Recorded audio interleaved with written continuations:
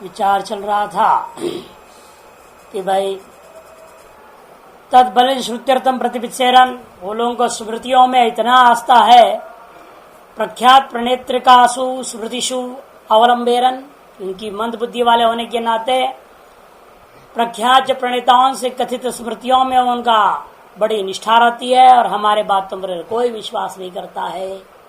अस्मत् कृते च व्याख्याने न विश्वस्यो बहुमाना स्मृति नाम प्रणेत्रिशो।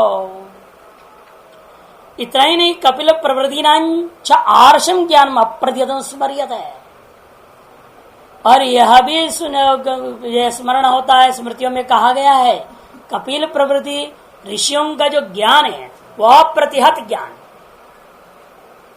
उसका कोई खंडन नहीं कर सकता, ऐसा विलक्षण ज्ञान उन लोगों के पास है। इसलिए उस आधार पर उन्होंने जो कहा हुआ होने से उसको मानना चाहिए। ऐसे कैसे होगा हम उन पर विश्वास ना करें? इसे क्या प्रमाण है कि उनके पास अप्रतिहत ज्ञान होता है? तो श्रुति ही प्रमाण है। श्रुतिश्च भवति ऋषिं प्रसूतं कपिलं यस्तमग्रे ज्ञानैर्बिभर्ति जायमानं च पश्येत्। श्वेताश्वतरोपनिषद में लिखा,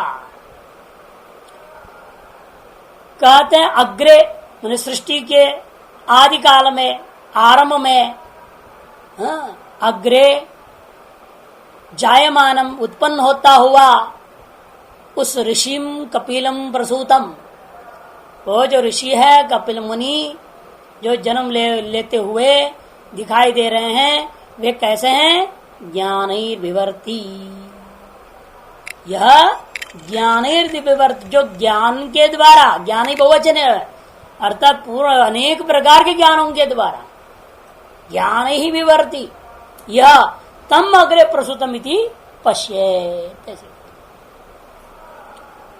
जो ऋषि यहाँ तात्पर्य यद्यपि वहां कपिल ऋषि से हिरण्य गर्भ है, वो अपने कपिल नाम आ गया ना,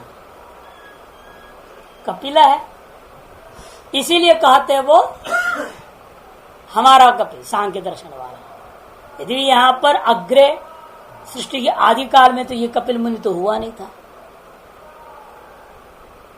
अज्ञानी बहुवचन बता करके असर्वज्ञत्व सिद्ध किया, नहीं तो ज्ञानी बहुवचन क्यों प्रयोग कर रहे हो? विशुद्ध सर्वज्ञ है तो वो, ये सब अनेक हेतु इसी के अंदर छिपा है मंत्र में, जिसे सिद्ध कर सकते हैं आप। यहां पर सांख्य प्रणेता कपिल नहीं, ये तो संसार के आदि में पुरुष जो प्रथमज है, हिरण्यगर्भ है, उसकी बात है। तो ये स्तम अग्रे ज्ञान विवर्ति, जो कपिल, वहां नाम कपिल क्यों न पड़ा? क्यों? भी नारायण का नाभि कमल से पैदा हुआ। कम पिबती थी कपि, कम मने जलम, पिबती थी कपि मने कमल फूल, तस्मिन्नेव लीयते इति कपिला, उसी में पैदा हो रखा है।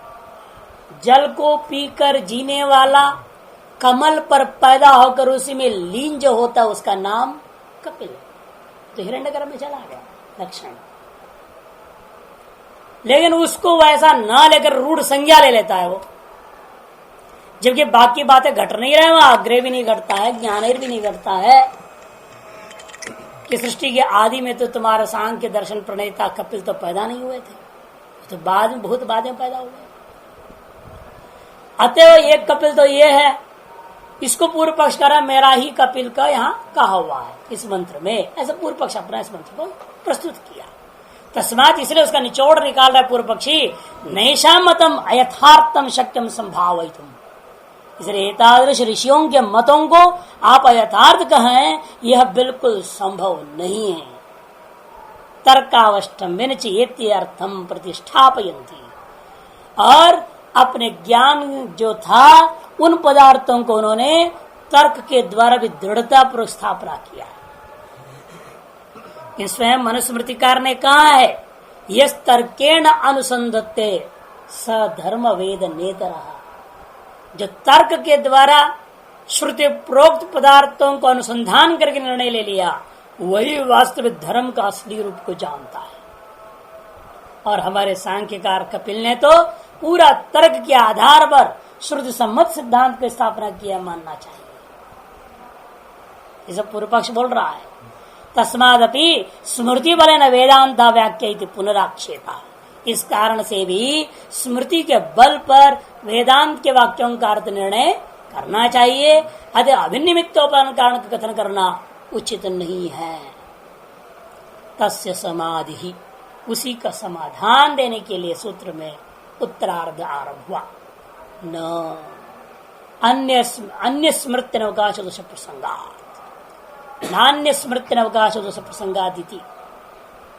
यदि स्मृत्यनवकाश दोष प्रसंगेन ईश्वर कारणवाद आक्षेप्यत, यदि एक स्मृति का अनवकाश दोष प्रसक्ति के आधार पर ईश्वर कारणवाद पर यदि आप आक्षेप करोगे तो एवं अन्य ईश्वर कारणवादिन्य, अनीश्वर कारणवादी स्मृतियों का जो है आनृत की दोष प्रसक्ति, अनवकाश दोष प्रसक्ति के आधार करोगे चलोगे तो ईश्वर कारणवादी स्मृतियों का क्या होगा कि स्मृति स्मृति की लड़ाई हो जाएगा। अनीश्वर कारणवादी स्मृतियां सांख्य आदि और ईश्वर कारणवादी स्मृतियां मनवादी हैं। अब किस स्मृति को मान्यता दिया जाए? कहते हैं यदि स्मृति अनवकाश दोष प्रसंगे ईश्वर कारणवाद आक्षेप्यत एवमपि अन्य ईश्वर कारणवादिन्य स्मृतियो अनवकाश प्रसज्येरन, फिर उनमें अनवकाश दोष प्रसक्ति होगा तो विकल्प माननी पड़ेगी ना। फिर जैसे उदिते ज्योति और अनुदिते ज्योति, इसको मानोगे तो वो बिगड़ेगा, उसको मानेंगे तो ये बिगड़ेगा। वृद्ध त्रिगत दोष अष्टक दोष आदि आ जाएंगे वहां। ऐसे उन्होंने कह दिया विकल्प है कि वहां दोनों विधि समान बल वाले थे, इसलिए आपने वहां विकल्प कर दिया। अतरात्रे षोडशन गृह्णाति, नातरात्रे षोडशन गृह्णाति विकल्प है। उदिते ज्योति अनुते ज्योति विकल्प है। लेकिन यहां विकल्प नहीं कर सकते, ये दोनों स्मृतियां श्रौत विधि नहीं है। एक श्रौत ईश्वर कारणवाद का समर्थन करता है, दूसरे श्रौत में अकथित ईश्वरवाद अनिश्वरवाद का समर्थन कर रहा है। इसलिए दोनों में, लेकिन इसको मानूंगा तो वो अनवकाश होगा, उसको मानूंगा तो ये अनवकाश हो जाएगा। लेकिन किसी न किसी एक को तो त्याग नहीं पड़ेगा, क्योंकि दोनों ही समान बल वाले नहीं है। ता उदाहरिष्यामा, सुनो वो ईश्वर कारणवादी स्मृतियों के बारे में। यत् तत् सूक्ष्मम अविज्ञेयम, सबसे पहले मनुस्मृति को उठा रहे हैं। यत् तत् सूक्ष्म अविज्ञेयम, ऐसा आरंभ किया उन्होंने ब्रह्म का प्रकरण। यदि परम ब्रह्म प्रकृत्या नहीं सही अंतरात्मा भूतानाम क्षेत्रज्ञश्चेति कथ्यते, और बीच में उन्होंने बोला वही अंतरात्मा है सकल भूतों का, उसी को क्षेत्रज्ञ शब्द से भी कहा गया है। इति च उक्त्वा, आगे कहते क्या, तस्माद् अव्यक्तम उत्पन्नम त्रिगुणम द्विज सत्तम, हे द्विज सत्तम तस्माद् अव्यक्तम त्रिगुणम उत्पन्नम का बताओ, उसी से अव्यक्त त्रिगुणात्मक जो अव्यक्त पैदा हुआ, अर्थ उपादान कारण वही हुआ कि नहीं हुआ। तथा अन्यत्रापि, अन्य स्मृतियों में भी देखने को मिलता है, अव्यक्तम पुरुषे ब्रह्मन निर्गुणे संप्रलीयते, हे ब्रह्मन अव्यक्तम कुत्र प्रलीयते, निर्गुणे पुरुषे संप्रलीयते। या ब्रह्मणी कर दो, निर्गुणे ब्रह्मणी सप्तम अर्थ होता है व्योमन इत्यादि के समान। निर्गुणे ब्रह्मणी पुरुषे एवं अव्यक्तम प्रलीयते, अर्थात अव्यक्त जीव का उपादान कारण पुरुष न होता तो अल्लाह कैसा होगा, क्योंकि उपादान कारण में कार्य का विलय, जो कार्य जिस उपादान कारण से पैदा होता है उसी उपादान कारण उस कार्य का विलय होता, अन्य में नहीं जा सकता। यदि पुरुष रूपी उपादान कारण से अव्यक्त उत्पन्न न होता तो यह अव्यक्त पुरुष में प्रलय भी नहीं हो सकता, लीन नहीं हो सकता। मिट्टी से पैदा हुआ घड़ा मिट्टी में ही लय होता है, जैसे पुरुष से पैदा हुआ अव्यक्त मानना पड़ेगा, तभी यह वाक्य घटेगा कि पुरुष में लय हो गया। आतश्च संक्षेपम इमं शृणुध्वम नारायण सर्वमिदं पुराण ससर्ग काले च करोति सर्वं संहार काले च तदत्ति भूयः। अतश्च संक्षेपम इमं शृणुध्वम्। बहुत लंबा चौड़ा पहले विचार महाभारत का है, पुराण विशेष नहीं, पुराण विशेष का है। पूर्व में महाभारत का अव्यक्तम पुरुषे ब्रह्मन, ये महाभारत का, और ये पुराण विशेष का है। पुराण का नाम नहीं दिया। अतश्च संक्षेप इमं शृणुध्वम्। अब मैं तुमको यह संक्षेप में सुनाता हूं। यह समस्त जगत कैसा है? सर्वमिदं जगत पुराण नारायण, पुराण पुरुष नारायण रूप ही है, क्योंकि स वह नारायण ने ही सर्ग काले करोति, सर्ग काल में उसी ने स्वयं से सारा सृष्टि पैदा किया, और सर्वंच संहार काले अति तत्सर्वम, इस जगत सब को संहार काल में अपने आप में लय भी कर लेने का विचार करता है। इति पुराणों में कहा। भगवद गीता सुच अहं कृतस्य जगतः प्रभवः प्रलयस्तथा। मैं संपूर्ण जगत का प्रभाव मन उत्पत्ति का कारण हूं और लय का भी कारण हूं। इस प्रकार से अनेकों अन्य स्मृतियां हैं, ये सब ईश्वर कारणवादी श्रुतियां हैं। ईश्वर को उपादान कारण सिद्ध कर रहे हैं स्मृतियां, इन स्मृतियों में भी अनवकाश हो जाएंगे। परमात्मानम एव च प्रकृत्या आपस्तंभ पे पठती। परमात्मा को ब्रह्म का विचार आरंभ करके आपस्तंभ महर्षि भी अपने धर्म सूत्र में इस बात को लिखते हैं। तस्मात् काया प्रभवन्ति सर्वे समूलम शाश्वतिकः स नित्यः। तस्मात् वह ब्रह्म से ही सर्वे काया प्रवंति, सब स्थूल शरीर पर्यंत सकल कार्य की उत्पत्ति उसी से होता है। स मूलम, इसलिए वही मूल कारण है, वह नित्य है, वह शाश्वतिक है, ऐसे ब्रह्म की ओर संकेत कर दिया है। एवं अनेक स्मृतिषु अपि ईश्वर कारणत्वेनोपादानत्वेन च प्रकाश्यते। इस प्रकार के अनेकों स्मृतियों में अनेकों प्रकार से अनेक बार ईश्वर को निमित्त कारण और उसी ईश्वर को उपादान कारण करके भी कथन किया हुआ है। जैसे स्मृति बलेन प्रत्यवतिष्ठमानस्य स्मृति बलेनैव उत्तरम वक्ष्यामि। ये जवाब यद्यपि पहले दे चुके हैं। कपिल के जो है प्रधान कारणवाद का खंडन प्रथम अध्याय में जबरदस्त हो चुका है, लेकिन वो श्रुति पर आधारित था। श्रुति के ही वाक्य शेष आदि प्रतिज्ञा उपक्रम अनेक हेतुओं को लेकर के हमने खंडन कर दिया। वह जवाब श्रुति आधारित जवाब है, और अब जो जवाब दिया जा रहा है स्मृति आधारित होकर जवाब दिया रहा है। इस स्मृति को तोड़ने के लिए दूसरे स्मृतियों को आधार बनाया है, नहीं? इसलिए कह रहे देखो, स्मृति बलेना, वो पूर्व पक्ष किस आधार पर टिका है? स्मृति के बल पर टिका है। स्मृति बलेन प्रत्यवतिष्ठ मानस्य स्मृति बलेनैव उत्तरम वक्ष्यामि। स्मृति के बल पर ही उस पूर्व पक्ष का जवाब दूंगा, इस भाव से तो अयम अन्य स्मृति अवकाश दोष उपन्यास, इसलिए अन्य स्मृति अवकाश दोष का हमने कथन किया है। दर्शितंतु श्रुतीनाम ईश्वर कारणवादम प्रति तात्पर्य, कि प्रथम अध्याय में श्रुतियों को हमने दर्शा दिया है कि जो है ईश्वर कारणवाद में ही समस्त वेद वेदांत का तात्पर्य है। यह बात पूर्व में सिद्ध कर चुके हैं। विप्रतिपत्तौच स्मृति नाम, हमने जान के दो प्रकार स्मृतियों को लड़ाया है यहाँ। अब इसलिए स्मृतियों में विप्रतिपत्ति हो गया। सांख्य आदि स्मृतियां ईश्वर कारणवाद है।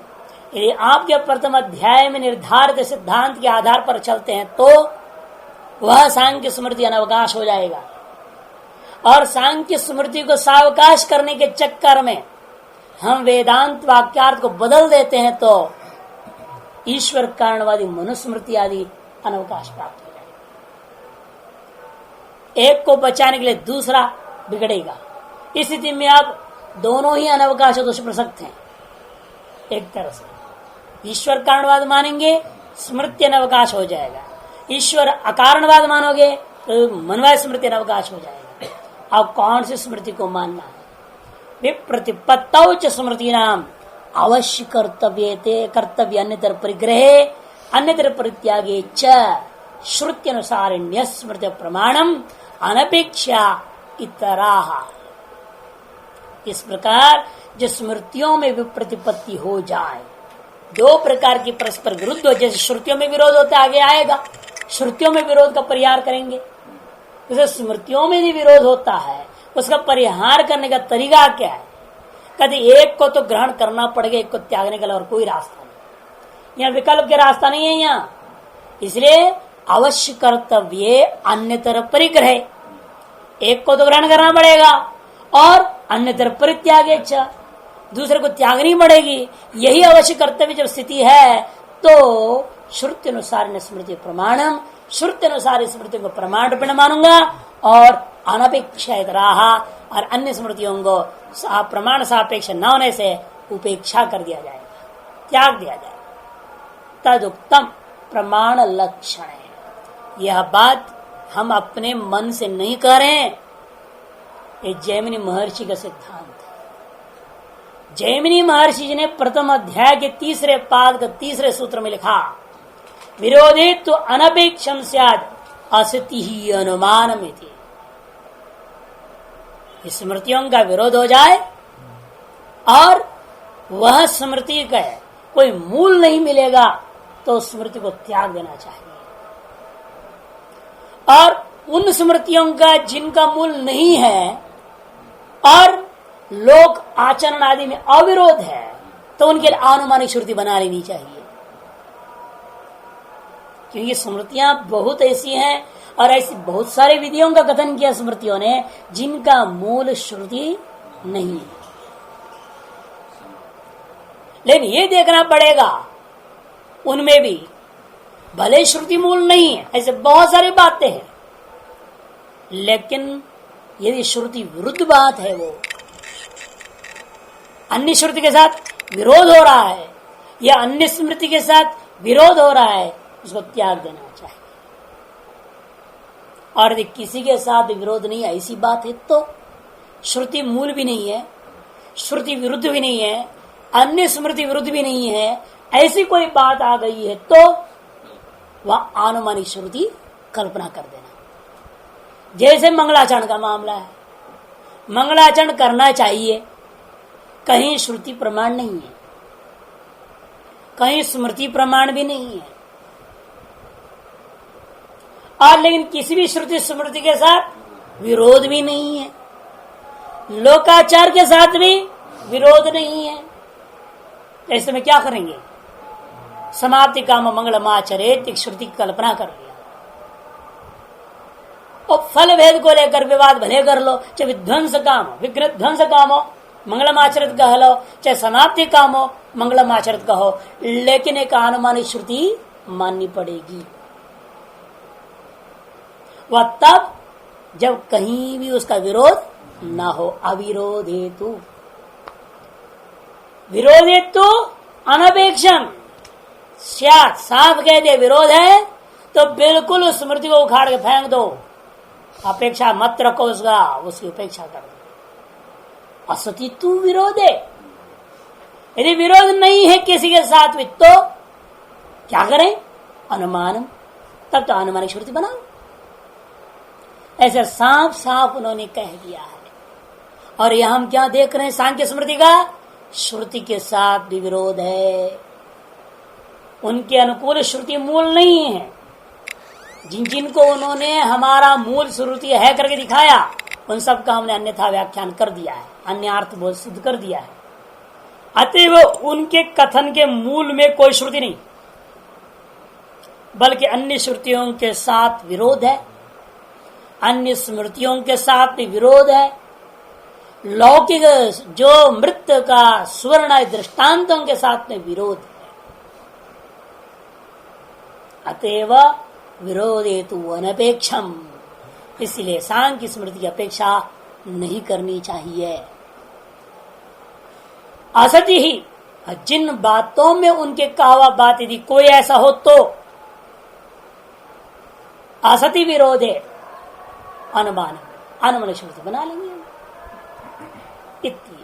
न च अतीन्द्रियान अर्थान श्रुति मंत्रेण कश्चिद बलवते यदि शक्यम संभावित। क्यों? मिथ्याभावात्। क्योंकि अतीन्द्रिय अर्थों का, अतीन्द्रियान अर्थान, अतीन्द्रिय विषयों को श्रुति के बिना कोई भी ग्रहण नहीं कर सकता। जैसे चंद्रमा को आप प्रत्यक्ष ग्रहण करते हैं, सूर्य को ग्रहण करते हैं, थाली के बराबर पकड़ते, छोटा सा गोल तस्त्री है, लेकिन आपने निर्णय किस आधार पर लिया? कितना लंबा चौड़ा है वर्णन आया, सूर्य का वर्णन कितना लंबा चौड़ा, ये तो वैज्ञानिक आज बोल रहे हैं ना। इन बातों का हमारे पुराणों में तो बहुत पहले से कथन कर दिया है, उनकी लंबाई चौड़ाई सब वर्णन कर दिया है। उनकी गति का वर्णन ज्योतिष शास्त्र क्या है, ये विज्ञान के बाद आया है क्या? उनकी गति तक ऐसा निर्णय लिया, उस गति को कोई आज तक तोड़ नहीं सका। ग्रहण का 100 साल की पंचांग बन जाते हैं हमारे यहाँ, 100 years का पंचांग, 100 साल की, आगे का 100 साल, यानी कि पीछे का बना कर रख दिए जो बीता हुआ, आगे के 100 साल का बना देते हैं। और उसमें कब ग्रहण होगा, कब उल्कापात होगा, कब क्या होगा, सब लिखा हुआ है। तिथियों का बढ़ना घटना, त्योहारों का आगे पीछे होना, हर चीज है। कब पंचक लागू होगा, कब दोष होगा, कब क्या है, कैसे लिख दिए गणित करके। और वैज्ञानिक लोग बड़ा लगा रखा है, 27 किलोमीटर लंबा एक टेलीस्कोप है, बताइए नासा के पास 27 किलोमीटर लंबा है, और उसमें लगाकर देखकर गणित कर रहा है, तब भी उसके ग्रहण की गणित गलत हो जाती है, एक्लिप्स का 2-4 मिनट आगे पीछे दे देता है। और यहाँ तो सेकंड के कला प्रति कला की गणित देते हैं, बिल्कुल सही खरे उतरता है। कैसे निकाल रहे? ये सब श्रुति स्मृति के आधार पर न गणित की तरीका दी गई है, उस आधार पर चलेंगे तो कहीं भी त्रुटि नहीं होगी। तो हर ग्रह का, हर चीज का इसी प्रकार से समझ लीजिए, हर वस्तु की गति दिया हुआ है। कालेन महता योगो नष्टः परंतप, कुछ कुछ क्षय हो जाता है, फिर आ जाते भगवान ही आ जाते हैं रूपेण आकर के अपना जो है फिर खड़ा कर देते, वस्तु को दे देते हैं दुनिया को। ऐसी बात नहीं कि हमेशा के लिए खत्म होता, फिर तो सनातन किस बात का है ये? यदि खत्म होने वाला वस्तु तो सनातन नहीं है वो धर्म। जो उत्पत्ति विनाशशाली धर्म है वह सनातन शब्द योग्य नहीं हो सकता। हाँ, औपाधिकी कुछ ह्रास हो सकता है, विनाश नहीं हो सकता। इसलिए इस धर्म का नाम सनातन धर्म रखा हुआ है, नित्य अविनाशी है। इसलिए कहते हैं श्रुति जो ऐसे अतीन्द्रिय पदार्थों को श्रुति के बिना कोई भी ग्रहण नहीं कर सकता। क्यों? अन्य कोई निमित्त ही नहीं उनके पास, निमित्ताभावात्। तो पूर्व पक्षी कहता है ऐसा मत कहिए महाराज, सिद्धियां है ना हमारे पास, सिद्धियों से हम चला लेंगे।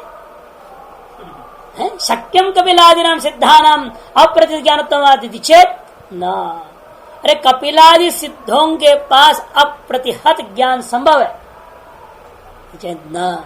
अरे सिद्धियां तुमने कहां से पाई बता? तो सिद्धियों को आपने कहां से प्राप्त किया? ये तो योग दर्शनकार ने कहा, हमने उसके अनुष्ठान की, वो कहां से आया? आओगे तो श्रुति में ही। जब कुछ दिनों पहले ऐसे कहा, हमको दयानंद जी ने बोला ऐसे है, महाराज जी ने कहा, पूज्य स्वामी जी ने कह दिया। हमने कहा भाई पूज्य स्वामी जी ने कहा हो ठीक है, लेकिन पूज्य स्वामी जी ने कहां से कहा, किस आधार पर बोला है? अपने खोपड़ी का उपज है उनकी, तो गलत है। फिर श्रुति प्रमाण से बोल रहे, श्रुति उनसे पहले कि उन्होंने श्रुति बनाई है। कौन पहले है? तुम्हारे पूज्य स्वामी जी का तब 60वीं जयंती भी 60 साल पहले तो पैदा हो रखा हो, और श्रुतियां तो लाखों साल पहले की है। उसके आधार पर वो बोल रहे हैं तो ठीक है, नहीं तो गलत है। इसलिए हम पहले नहीं है, श्रुतियां पहले से है। उन श्रुतियों में कथित अनुष्ठान को हमने अनुष्ठान किया है, अनुष्ठेय पदार्थों का, तब हमें सिद्धियां मिली है। अब सिद्धियों के आधार पर मैं श्रुति का अर्थ बदल दूंगा, जो हमारा मूल है उसे वहीं से मिला है। श्रुति का अर्थ को सिद्धियों के आधार पर आप बदल नहीं सकते, क्योंकि वह सिद्धियों का भी जननी श्रुति ही है। जिस माँ से जन्म लिया उस बच्चे ने माँ को बदल दे, बाप बना दे उसको, ऐसे कैसे होगा? नहीं कर सकता है। इस तरह से यहां पर भी कहते देखो, सिद्धेर पे सापेक्षत्वा, जो सिद्धियां भी है वे भी सापेक्ष है। धर्मानुष्ठान अपेक्षा ही सिद्धि, धर्मानुष्ठान की अपेक्षा रखती है सिद्धियां। सच धर्म चौदह लक्षण, और वह धर्म क्या है? विधि रूपा है। और विधियां कहां से आई? वेदों से आया। ततश्च पूर्व सिद्धाया चौदनाया अर्थ न पश्चिम सिद्ध पुरुष वचन वशेन अतिशंकितुम शक्यता है। इसलिए वो जो विधियां हैं पूर्व सिद्ध, पहले से विद्यमान है। वो पूर्व सिद्धाया से चौदनाया अर्थ, पूर्व सिद्ध विधियों का, श्रुतियों का अर्थ को पश्चात सिद्ध पुरुष के वचनों के आधार पर अधीन करके अतिशंका नहीं की जा सकती है। सिद्ध व्यापाश्रय कल्पनायामपि बहुत्वात् सिद्धानां प्रदर्शितेन प्रकारेण स्मृति विप्रतितौ सत्याम न श्रुति व्यापाश्रयाद अन्य निर्णय कारणम अस्ति। और सिद्धों के आश्रित करके आप कल्पना करना चाहते भी हैं तो क्या तुम्हारे कपिल ही एकमात्र सिद्ध पैदा हो रखा है दुनिया में? हैं? अरे कपिल जैसे सैकड़ों सिद्ध है, सैकड़ों स्मृतियां हो रखे हैं, अनेकों प्रकार के पुराण है, दुनिया भर के ग्रंथ लगे हुए हैं। इसीलिए ये भी नहीं कह सकते आप अमुक सिद्ध का वचन ही सही है। ये तो तुम्हारी अपनी श्रद्धा की बात हुई, सबकी बात नहीं है ये, है या नहीं? कि सिद्ध तो एक ही होता दुनिया में तो मान भी लेते। सिद्धानाम अनेकानाम मगध बहुत सिद्धानाम, सिद्धों की संख्या एक नहीं बहुत है, गिन ही नहीं सकते, उतनी है। और जितने सिद्ध हैं उनके अपने अपने मुंडे में मति अलग अलग है। मुंडे मुंडे मतिर भिन्ना, उतनी दर्शन होगा। बल्कि हर आदमी का अपने एक सिद्धांत होता है या नहीं? आप किसी से भी चर्चा कर लो, गंवार से, गांव में चले जाओ, वहां कोई चर्चा छेड़ दो गंवार से, लेकिन आप भी सादा वेश में रहे, साधु वेश में तो नहीं सत्यवचन महाराज बोलते रहेगा, वो नहीं। आप अपने आप भी एक ऐसे साधारण आदमी बन के चले जाइए, महाता बन के मत जाइए, फिर देखिए वो आपसे टक्कर देगा। वो आप जो कहेंगे उसको खंडन करेगा। उसकी अपनी सिद्धांत, अपनी फिलोसफी बना रखा, अपना एक दर्शन है उसकी है। वो कहेगा नहीं ऐसा ही होता है, ये हमारा विचार है, हमारा अनुभव है, हमारी सिद्धांत है। इसलिए हमने वो कांट में लिखा ना शुरू में, every man has got his own philosophy. हर आदमी का अपना दर्शन शास्त्र है। तुम किस किस से भिड़ोगे? एक अलग बात है, हम सामान्य रूप में अपने बुद्धियों के दर्शनों की जो अपने खोपड़ी में रखा है सिद्धांत उसको दबा देते हैं और मान लेते अरे शंकराचार्य जी ने कहा इसलिए हम मानते उसके। अब यही छूट दिया जाए तो आप शंकराचार्य को पछाड़ने में लग जाओगे, वो अपने सिद्धांत चलाओगे। यही हो रखा है, जहां छूट मिली तो सैकड़ों संप्रदाय, सैकड़ों दर्शन क्यों हो गए? छूट के कारण से तो हुआ। और वही मुसलमानों के कुरान पर एक लिख दो, आप कहीं खिलाफ में पता चल जाएगा, तुरंत गर्दन कटेगा, तुरंत उस पुस्तक पर पाबंदी लगेगी। बाइबल के खिलाफ लिख के देखिए आप, किसी भी अन्य तथाकथित धर्म शास्त्रों के ऊपर कोई भी टीका टिप्पण नहीं कर सकता। और करना भी है उसके समर्थन में करो, उसके वाह वाह करो, उसकी जय जयकार करो। कहना बड़े इससे जैसा पूर्ण ग्रंथ कोई नहीं संसार में, ये कहोगे तुम्हारी जय जयकार होगी। फिर वो ग्रंथ छपेगा सारी दुनिया में, और देखो वो विद्वान ने भी कहा, अमुक विद्वान ने भी कहा, देखो ऐसे करके सबका विद्वानों की बात दिखाएगा। कुछ स्वेच्छापूर्वक भी होता हो बात अलग है, लेकिन मूल सिद्धांत को त्याग कर बोलना असंभव है। और वैसे तो बहुत सिद्ध होने के नाते प्रदर्शित प्रकार, जैसा भी हमने तुमको दिखाया है, मनुस्मृति आदि अलग अलग ग्रंथों में अलग अलग बातें। स्मृति प्रतिपत्तो सत्याम अतएव स्मृति में जब परस्पर विवाद हो जाता है तो श्रुति व्यपाश्रयाद अन्य निर्णय कारणम नास्ति। श्रुति को आश्रय के बिना अन्य कोई भी साधन निर्णय करने के लिए आपके पास नहीं है। परतंत्र प्रज्ञापि न अकस्मात स्मृति विशेष विषय पक्षपात युक्ता। और जो परतंत्र प्रज्ञ है, अपनी बुद्धि से वेदार्थ का सम्यक निर्णय नहीं करने की क्षमता वाले जो लोग होते हैं, जो दूसरों की व्याख्या के अधीन होने वाले हों, उनकी भी ये नहीं कि अपने आप कट्टरता में आ जाए। हम इसलिए कहते कट्टरता मत करो, हम शांकर संप्रदाय वाले हैं, वो भी कट्टरता छोड़ो, किसी संप्रदाय की कट्टरता से परे हो जाओ। जो कथन किया हुआ क्या युक्ति युक्त है या नहीं, जो युक्तियों को इन्होंने प्रस्तुत किया है, जिन हेतुओं को दिया है, उसको काटने के लिए प्रयास कीजिए। दूसरों की युक्ति कितना सही हो रहा है स्वयं विचार करके देखें। यही विचार को आप अद्वैत सिद्धि में देखेंगे। व्यास तीर्थ हुए माध्व संप्रदाय में, माध्व संप्रदाय में महान सिद्ध महात्मा हुए व्यास तीर्थ, बहुत उद्भट विद्वान। उन्होंने जितने भी उनके समय से पूर्व तक जितने भी वेदांतों पर मतांतर थे, जो शांकर ने और भी संप्रदाय हो चुके थे, रामानुज वगैरह उनसे पहले के हैं, जिसने भी जो सिद्ध किया है उन सारे तर्कों को इकट्ठा किया, सब हेतुओं को लिया, सिद्धांत के हर बात को चुना उन्होंने, और उन्होंने ग्रंथ बनाया न्यायामृत, और उसे पूरा खंडन कर दिया। जितने भी मत संभव है उनके पूर्ववर्ती द्वैत से भिन्न, उनके पूर्ववर्ती जितने भी सिद्धांत थे, सारे सिद्धांतों को खंडन करना चालू कर दिया। और मुख्य उनका लक्ष्य था अद्वैत को भंजन करना, मुख्य लक्ष्य। और विचार करते बीच अन्यों के सबको घुसा दिया, सबका खंडन कर दिया। लेकिन पश्चात भावी मधुसूदन सरस्वती जी ने उस न्यायामृत पर अद्वैत सिद्धि नामक टीका लिखी, इसलिए उस का नाम है न्यायामृत अद्वैत सिद्धि। उनके हर तर्क को पंक्ति शाह उठा उठा करके खंडन लिख दिया। न्यायामृत का एक एक पंक्ति उठाया और उसके बिल्कुल ऐसा ठोस जवाब दिया, उसके बाद कोई माई कलाल आज तक पैदा नहीं हुआ किसी भी संप्रदाय में जो उसका खंडन कर दे, कोई नहीं आज तक किसी भी संप्रदाय में। टीकाएं लिखी गई और टीकाओं का आपस में लड़ाई हुआ। अद्वैत सिद्धि पर 9 टीका है अद्वैतियों का, 8 टीका है द्वैतियों का। न्यायामृत का समर्थन में द्वैत वालों ने टीका लिखा और अद्वैत सिद्धि का समर्थन में 8 टीकाएं हुई। 8 और 8 काटते गए, 9 आया गौड़ ब्रह्मानंदी टीका।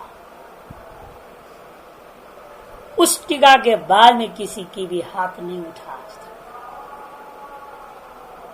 कोई काट नहीं पाया है। वो चीज मुख्य है, इसलिए हम इस पे श्रद्धा क्यों करते हैं शंकर सिद्धांत पे।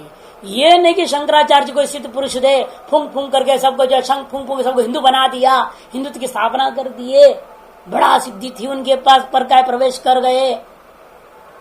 इन सिद्धि रिद्धियों को देख करके हम लोभित नहीं है, ना उनके प्रति हम इन चीजों के कारण से निष्ठा है। नहीं तो फिर वैसे ही सिद्धियां तो भैंस से बुलवा दिया ज्ञानेश्वर महाराज ने वेदों को, फिर वो सिद्धियों के पीछे चमत्कार नमस्कार कर लो तो फिर उनकी बात मानो है? एक से एक सिद्ध पुरुष हुए हैं, ये तो क्या है, कुछ नहीं। रविदास जी की सिद्धियों का वर्णन देख लो, पता चलता है। कबीरदास के कम सिद्ध पुरुष थे क्या? फिर उनकी दर्शन मान लेंगे? ये नहीं है। हमें उस कसौटी पर देखना है। किसी का जवाब दे रहे हैं, आप किसी के पक्षपात मत करें। आप मंदाती मंद बुद्धि वाले भी क्यों ना हो, एक के पक्षपात मत करो, सबका देखो। अपने आप जैसे देखोगे तो विवेक जागृत होगा, तब निर्णय स्वयं लोगे कि केवल अद्वैत ही सही है। क्योंकि आप जब मंथन करेंगे, अब देखो कि न्यायमृत जैसा ग्रंथ जिसने सब तर्कों को जोड़ लिया, अद्वैत संबंधी तर्कों को, विशिष्टाद्वैत संबंधी तर्कों को, सब तर्कों को जोड़ करके खंडन किया, अद्वैत सिद्ध किया। जब उसका खंडन कर दिया गया, इसका मतलब क्या है? कोई भी तर्क श्रौत अद्वैत सिद्धांत को काट नहीं सकता। इसलिए कहते हैं भाष्यकार, परतंत्र प्रज्ञ पुरुष को भी क्या करना चाहिए? अकस्मात किसी स्मृति विशेष के प्रत्येक के विषयों को लेकर आसक्त नहीं होना चाहिए, मोहित नहीं होना चाहिए और पक्षपात से युक्त नहीं होनी चाहिए। न अकस्मात स्मृति विशेष विषय पक्षपात युक्त। फिर क्या करना चाहिए? कस्यचित क्वचित पक्षपाते सती पुरुष मति वैश्वरूपेण तत्व अव्यवस्थान प्रसंगा। क्योंकि समस्या क्या होगा? कस्यचित किसी एक का, किसी एक आध काल में कहे हुए क्वचित का सिद्धांत पक्षपात करोगे तो पुरुष मति वैश्वरूपेण, पुरुष मति की विविध रूपता है, एक रूप तो है ही नहीं। इस तत्व का एक रूपता कैसे सिद्ध हो पाएगा? तत्व भी अव्यवस्थित हो जाएगा। यही हुआ विभिन्न संप्रदाय, विभिन्न जो आचार्य ऋषि महर्षि वगैरह हुए, दास नाम से अनेकों नामों से, इन लोगों की सब की मति की वैचित्रता के कारण से तत्व को कोई व्यवस्थित नहीं कर पा रहा है। यदि आप इन लोगों की मतियों के अधीन होकर चलेंगे, अपनी मति का कहीं गुंजाइश नहीं रखते हैं, सभी का सुनिए और अपनी करिए, सुनिए सभी का, लेकिन विवेक करो। उसके बाद जो आपके अपना लक्ष्य प्राप्ति के योग्य कदम है उसी को उठाना है। यानी उसने कहा ये कर लो, उसने कहा ये कर लो, फिर कहीं भी नहीं रह जाओ। कोई कुछ कहता, कोई कुछ कहता। अभी आपको अंत में निर्णय लेना आपको है, करना क्या है। जैसे कोई बीमार हो जाए, उसको सलाह देने वाले कितने मिलते हैं आप बताओ? आपके अपना अनुभव होगा। जब कभी आप बीमार पड़े हो, जो भी आया होगा आपके पास, वो एक नया दवाई बोल के जाएगा। सब के सब, कोई भी आवे जरूर कुछ न कुछ बोलेगा। आप यदि अमुक ने बोला चलो अभी ये कर लेता हूं, फिर दूसरा आया उसने बोला वो कर लेता हूं, तो सब कर लोगे तो क्या हो जाओगे? हैं? गंगा जी में पहुंच जाओगे।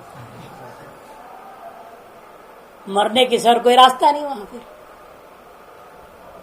किसकी किसकी करोगे? इसलिए करना आपको अपना, जो भी कहेंगे उसको विरोध ही नहीं करना। अब बीमार है उससे विरोध करो तो गुस्सा करोगे तो फिर और बिगड़ेगा ना मामला। इसलिए कहना पड़ा हाँ हाँ जी ठीक है, आप जो करें वो भी देखेंगे, ठीक है आपने बड़े बहुत बढ़िया बताया, बस विदा करते जाओ, जो आए उनको सुनो और विदा करो। और करना अपना एक, चाहे अंग्रेजी दवाई लो चाहे कोई भी दवाई लो, अपने हिसाब से करना। अपना शरीर को देखो क्या रिएक्शन हो रहा है क्या नहीं हो रहा है, उसी हिसाब से अपना आगे बढ़ो। तो यही हाल यहां भी समझिए। वो तो हो गया शारीरिक रोग की कहानी, और यह है भव रोग की कहानी। ये भव रोग के में ऐसे ही होता है। हजारों डॉक्टर है, कबीरा एक डॉक्टर है, ज्ञानेश्वर महाराज एक डॉक्टर है, जितने हुए हैं आज तक सब डॉक्टर है, आध्यात्मिक डॉक्टर लोग। और इन डॉक्टरों के साहब का प्रिस्क्रिप्शन देखिए, कोई कहता है भक्ति करो, कोई कहता है कर्म करो, कोई कहता है कुछ करो, कोई कुछ, कोई कहता है कुछ मत करो, सब छोड़ दो। सब अपने अपने बोल रहे हैं। ये सब आपकी अध्यात्म साधना की दवाइयां हैं। उन दवाइयों में से कौन सा आपके लिए माफिक आएगा, या आपको तय करना पड़ेगा। क्योंकि हर आदमी का अपना अपना अलग अलग स्तर है। अनेकों जन्मों से आप लोग ये नहीं कि एकदम कुत्ते बिल्ली से आदमी बन गए और सीधा वेदांत सुनने आ गए, ऐसा कैसे होगा? हो ही नहीं सकता है मामला। ये तो अनेकों जन्मों से आप साधना करते आए हुए हैं। और कोई कुछ किसी जो है स्टेशन पर रुका है, कोई किसी स्टेशन पर रुका पड़ा है ना, ऐसे हो जाए चक्का जाम हो जाए, कोई कहाँ रुका है कोई कहाँ फंसा है, फंस जाता है। वैसे फंसे हुए सभी अपने अपने अलग अलग स्तरों पे। और आप अपने स्तर के मुताबिक आपको एक सिद्धांत को चुनना पड़ेगा। उस सिद्धांत में तो उपासनाओं को स्वीकार करनी पड़ेगी, तो अनुसार बढ़ोगे तो आगे बढ़ सकोगे, नहीं तो और वहां से नीचे गिरने की संभावना है। कई बार होता है वापस जाना पड़ जाता है। यहां से बद्रीनाथ यात्रा के लिए गए तो क्या करें, वहां पहाड़ से धड़ से गिर पड़ा है, वापस घर जाइए। बद्रीनाथ थोड़ी पहुंच सकता है, वो तो वापस घर जाएगा। वैसे यहां भी हो सकता है हम गलत समय पे निकले, हुआ क्या उस व्यक्ति का साथ है ना, गलत समय पर पुनः पहले विचार विमर्श नहीं किया, पता नहीं लगाया, कुछ स्थिति गति और चल पड़ा। हाँ गाड़ी है, पैसा है, चलो भाई। अरे पता लगाओ, वहां तो 10 दिन से जाम पड़ा है, तो क्या को दिल्ली से निकलता हो। उसी प्रकार यहां पर भी है ना, आपको पहले से देखना चाहिए कौन सिद्धांत क्या कह रहा है और कौन सा आपके अपने स्तर के अनुरूप है। अपने आप उसके प्रति आपका आकर्षण हो जाता है। 2 तरीका है। एक तो तरीका वो है जहां आपको भगवान ने जन्म दे दिया अपने कर्मानुसारेण, जिस घर में दिया और जिस संप्रदाय के हैं, जिस ग्रंथों को मानते हैं, जैसा चलते हैं, उसके आधार पर चलना शुरू कर दो। ये समझो मेरे कर्मानुसार मेरे को यहाँ पर डाल दिए हैं, तो इसलिए मेरे को तो यहीं से विकास करना है। यह हमारा आरंभ करने का स्थल है, उसी से चलो। उससे चलने से लाभ है, आपका विवेक जल्दी जागृत हो जाए। इन बचपन से नास्तिकता के कारण से सब बिगड़ रहा है मामला। घरों में संस्कार ही नहीं दिया जाता है। अंग्रेज स्कूल में टाई बूट पहना के भेज दिया और कुछ नहीं बताया। तो होता क्या है, आप जहां तक पहुंचे हुए हैं उससे आगे बढ़ने की गुंजाइश खत्म हो जाती है, बल्कि उससे और नीचे गिरने का स्थान अवसर पूरा अपना। और यदि वो अपनी संस्कृति जहां जन्म अपने हुआ है, जिस परिवार में, वो अपने संस्कृति ध्यान देते हो और उसी अनुकूल संस्कार और संस्कृति को ढालते हो और अतिरिक्त ये भी अध्ययन कराते रहे, कोई दिक्कत नहीं आज के हिसाब से, तो उस व्यक्ति को मौका मिलता है आगे बढ़ने। वही उसके अपना उपासनाएं आगे बढ़ा देता है, विवेक को जागृत करता है। जिस किसी भी कारणवशात उस स्थिति में जन्म लिया हुआ है, वो इसी जन्म में ऊपर उठ सकता है। ऊपर उठना क्या चाहेगा तो इसी जन्म में सद्यो मुक्ति पा सकता है। अनेक जन्म संसिद्ध, इसलिए भगवान ने कहा है वो अंतिम जन्म ऐसा ही होगा। इसीलिए कहते हैं मंद प्रज्ञ क्यों ना हो, हम परतंत्र होकर के विचार करने वाले भी क्यों ना हो, फिर भी किसी एक पक्ष के पक्षपात करना नहीं चाहिए। किसी भी एक समय में आप ग्रहण करोगे, पुरुष मत के वैचित्रता के कारण से आप कहीं भी टिकोगे नहीं, न घर के न घाट के हो जाओगे, है ना। लेकिन आज हनुमान जी का कर लिया, कल कृष्ण जी का करो, परसों जो राम जी का करो। अरे किसी एक की तो पकड़ के चलो, और बाकी जो त्योहार आ जाए, जिसकी निमित्त से जो करनी हो करते रहना, निमित्त कर्म करते रहना। राम नवमी आ गए, ठीक है, राम जी की पूजा कर लेंगे उस दिन, वो नैमित्तिक है ना मामला, तिथि के कारण से करना है, ठीक है करो। कृष्ण जन्माष्टमी आ गया, क्यों हम कृष्ण का विरोध करेंगे, ठीक है भाई, वो अष्टमी में हम कृष्ण का पूजा करेंगे। लेकिन नित्य जो अपना, यदि शैव है तो शिव पूजा, वैष्णव है तो विष्णु पूजा, जो उसकी अपनी है खास, उस उपासना को कभी छोड़ना नहीं। ये सब नैमित्तिक है, नित्य थोड़े। इनका करने का मतलब उसके साथ विरोध नहीं होनी चाहिए। और लोग क्या करते हैं, अपने मुख्य उपासना ही त्याग देते। सुन लिया टीवी में, उसने बोला अरे शनि की पूजा करो तो सब कुछ मिल जाएगा, लो भाई सब देवता छोड़ दिया, किनार फेंक दी, शनि का मूर्ति लगा दिया। किसी दूसरे ने कुछ कह दिया तो उसकी पकड़ ली, तीसरे ने कुछ और तो उसको पकड़ लिया। ऐसे करते रहेंगे तो कहीं नहीं पहुंचेगा। जैसे कस्यचित क्वचित पक्षपाते सती पुरुष मति वैश्वरूपेण तत्व अव्यवस्थान प्रसंगात, तत्व की आप व्यवस्था नहीं दे पाओगे। तस्मात् तस्यापि स्मृति प्रतिपत्ति उपन्यासेन श्रुत्यनुसार अनुसार विषय विवेचनेन। तो करना क्या चाहिए, जो भी स्मृति, जो भी श्रुति, जो भी उपासना, जो भी विधि हो, उससे विप्रतिपत्ति हुई तो स्मृति विप्रतिपत्ति उपन्यास करके करना क्या है, विचार करके देखो अब कौन सी श्रुति स्मृति श्रुति अनुसार है, कौन सी स्मृति श्रुति अनुसार है। श्रुति अनुसार अनुसार विषय विवेचनेन सन्मार्ग प्रज्ञा संग्रहणीय। सन्मार्ग में अपना बुद्धि को ग्रहण करनी चाहिए, ठीक है ना। कहा वो नहीं है, च विवेचनेन च सन्मार्गे प्रज्ञा संग्रहणीय। सन्मार्ग में अपने प्रज्ञा को संग्रहित कर लेनी चाहिए। या तो श्रुति कपिलस्य ज्ञानातिशय प्रदर्शयन्ति प्रदर्शिता न तथा श्रुति विरुद्धमपि कापिलम मतम श्रद्धा तुम शक्यम। अतः जो आपने कपिल का ज्ञानातिशय को प्रश्न करता हुआ श्रुति को दर्शाया है, उतने मात्र से न तथा न तया श्रुति विरुद्धमपि कापिलम मतम श्रद्धा तुम शक्यम। इन उस श्रुति को आधार बना करके श्रुति विरुद्ध कापिल मत को हम स्वीकार नहीं कर सकते हैं। क्यों? क्योंकि कपिल नाम तो किसी की भी हो सकती है। श्रुति प्रोक्त कपिल ही सांख्य का प्रणेता कपिल है, ये कैसा निर्णय ले लिया? क्योंकि 3 कपिल का वर्णन आया है। एक कपिल तो वो है जो श्रुति ने कहा हिरण्यगर्भ के लिए कपिल नाम प्रयोग कर दिया। दूसरा कपिल भी है, कौन? जो सगर पुत्रों को उद्धार करने के लिए बैठा हुआ वासुदेव है। तीसरा कपिल है जो देवहूति का संतान के रूप में जो ज्ञान मार्ग प्रवर्तन करने के लिए आए थे।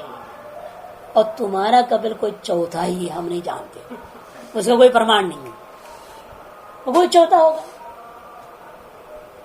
जब ये सब पढ़ा ना, हमको ध्यान आया हमारे मुंगेर आश्रम के ठेकेदार का नाम भी कपिल था। ऐसा ही नहीं, एक क्रिकेट वाला का भी नाम है ना, कपिल देव। कितने कपिल हैं और किस कपिल का सिद्धांत को लेके चलोगे? इसीलिए कपिल नाम आ गया है वहां, इतने मात्र से मत समझो कि सांख्य वाला कपिल है, वो नहीं हो सकता है। इसलिए कहते हैं या तो श्रुति कपिल से जाना ज्ञातिशम प्रदर्शयन्ति प्रदर्शिता त्वया न तया श्रुति विरुद्धम विकाबलम मतम श्रद्धा तुम शक्यम। कपिलमिति श्रुति सामान्य मात्रता, शब्द सामान्यता है। कपिल इस शब्द की केवल सादृश्यता है, इतने मात्र से वही यह है, ये मत समझो। अन्यश्च कपिलस्य सगरपुत्राणाम प्रतप्तुर वासुदेव नामनः स्मरणा। क्योंकि अन्यत्र कथाओं में आया है जब कपिल नाम का जो सगर पुत्रों को प्रतप्त हो, बड़ी तपस्या करता बैठे थे ना कपिल, वहां आंख बंद करके बैठे हुए थे। सगर पुत्राणाम कल्याणार्थम एवं प्रतप्तु कपिलस्य वासुदेव नामना। उस कपिल ऋषि का भी नाम वासुदेव था। उस नाम वाले को देखने को मिलता है, स्मृतियों में श्रवण है। इसलिए विवाद हो गया ना, फिर कौन सी कपिल लेना है? अनेकों कपिल है। इस श्रुति में प्रोक्त कपिल नाम अलग ही का है, आपके सांख्य प्रणेता का नहीं है। अन्यार्थ दर्शन से प्राप्ति रहित असाधकत्वात् कर दिया। अन्यार्थ दर्शन से प्राप्ति रहित असाधकत्वात्, क्योंकि वो स्वार्थ साधक नहीं हो सकता। अन्य अर्थ का अनुवाद करने वाले किसी अन्य प्रमाण से अप्राप्त अन्य अर्थ का दर्शन माने अन्य अर्थ का अनुवाद स्वार्थ का साधक नहीं होता।